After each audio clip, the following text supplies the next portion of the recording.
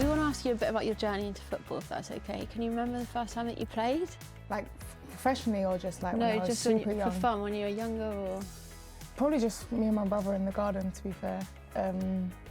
Just playing in the garden, playing Wembley, playing with my dad and my brother and his mates. So I think that's really when I kind of like started to love the game a bit.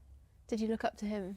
Yeah, definitely. Like he played football as well, so I always kind of wanted to be a bit like him. And there's a 5-year age gap, so yeah, I definitely looked up to him. Like he's my big brother, so kind of just wanted to do what he wanted to do. I think I've heard you say that your dad would then take your brother to football and then your mum would take you to play. Yeah. So when I started playing for Fulham, obviously I needed someone to take me as well. So my mum started to take me on. We used to go on a train, and then that's how really she started to like, because she didn't really like football before. But I think coming to my trainings and coming to my games and stuff, that she got a bit more into it. So yeah, it's just been really my mum and me really just rocking through it. She must be a big football fan by now.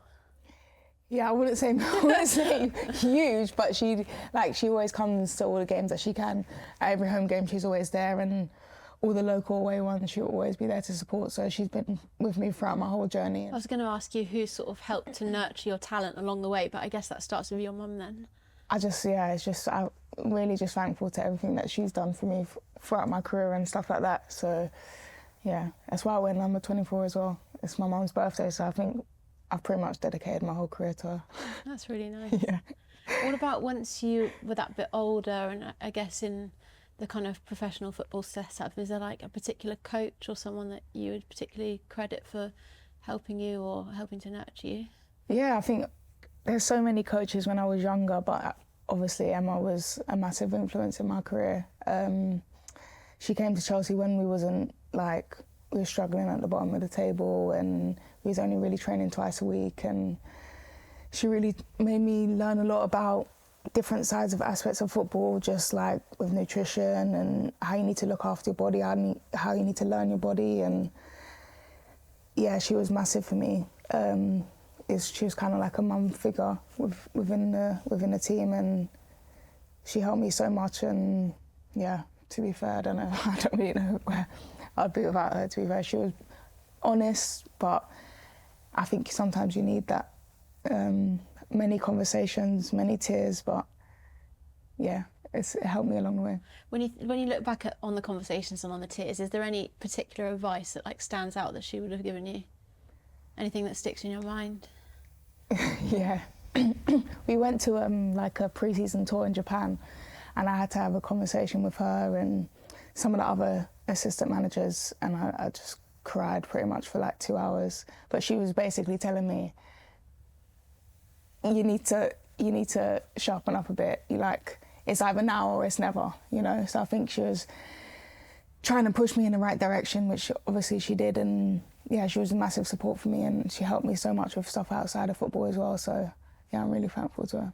Do you think for people, like for girls who watch you on the telly and see you play and achieve all these, you know, various milestones, then we hear you talk about these tough conversations and the ups and downs and sort of crying to your coaches, that actually there's so much that goes into getting to this point, right? It's never just a straight trajectory.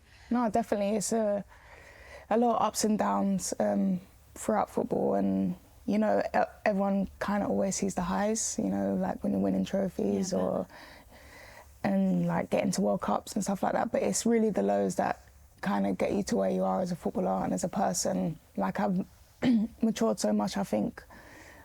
Like I'm not a massive talker now anyways, but when I was younger I was quite shy. I was quite like within myself, and I think that's grown over time. And I think being in this type of environment helps with stuff like that. So that I'm proud of in myself, and yeah, all the tough conversations, it always helps you and helps you to become better and work on more finer details. And yeah, it's just, you don't really get the highs without the lows, I'd say. Even though you're shy, you must have had like an inner belief in yourself, did you think? Yeah, I think so. Like almost quiet determination. Yeah, I think as well, obviously playing so much football with my brother at a younger age as well, I think I wanted to be just like him, and I wanted to make sure that I achieve everything that I can and like I didn't want it just to be like all him, you know, so I wanted to like create my own kind of path. As you sit here now and you look back, is there anything that you would want to say to your younger self? I think to my younger self is just believe in yourself more. I think I didn't really have like I said, you have to have that inner confidence, but truly believe in yourself that you can achieve everything you want to. I think I've always like doubted myself a little bit, and I think that's crept in throughout the years, especially when I was younger. So for sure I would say that.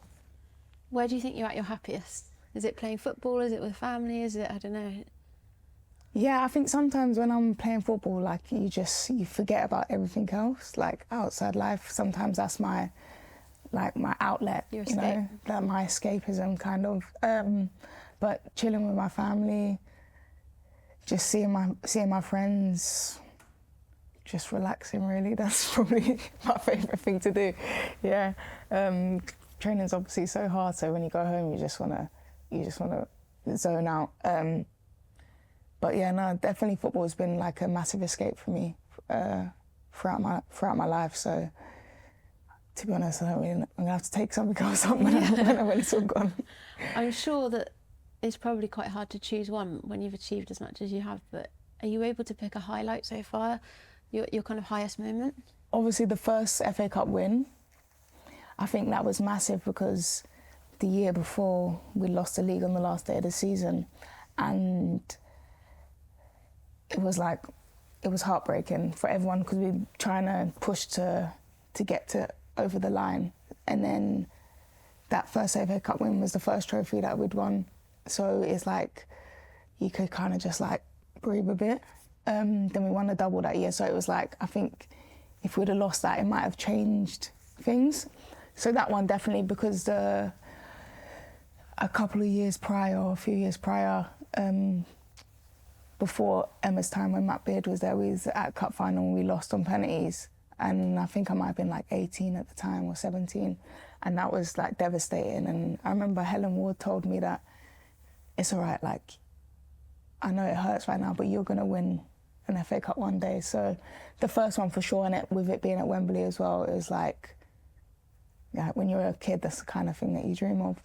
Especially growing up in London. Yeah, for sure, definitely. And then I would probably say getting out of the group in the World Cup with Jamaica. I think just with that group of players, that group of staff, and how we all pulled together, and like we had France and Brazil in our group, it was like, you know, it was pretty much impossible to achieve what we achieved. So yeah, I think that was one of my biggest moments as well. Would you be able to share with people what some of the challenges have been along the way for you? Because like we say, you don't get to enjoy all this success without having bumps in the road along the way, whether that's injuries or other different challenges. Yeah, I think, you know, like as much as I love Chelsea and everything, it was tough being there when you're not playing as often as you want to. And it's difficult when you feel like you're giving everything that you have and you don't feel like you're getting the opportunities to play as much as you want to play. I think that side of it is you have to kind of shift your mindset of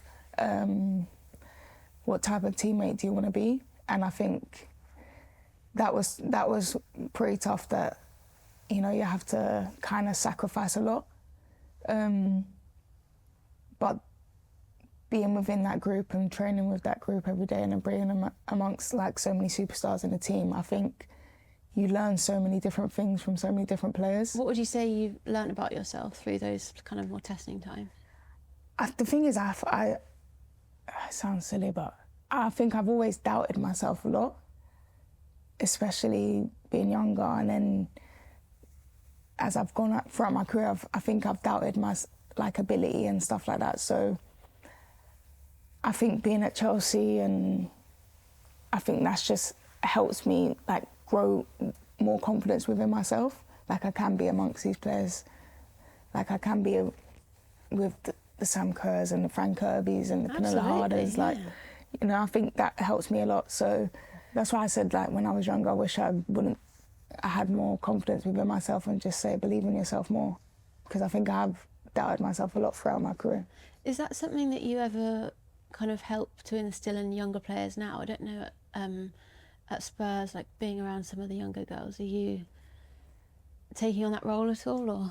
Yeah, I think doubt's a really hard one. You know, it's so easy to say, like, don't doubt yourself. Yeah, it's not. It's like don't be nervous. Just have confidence. Don't be anxious. Yeah, exactly. Don't be shy. It's the worst thing you could say to an anxious person. Yeah, exactly. So I think it's just a thing with time.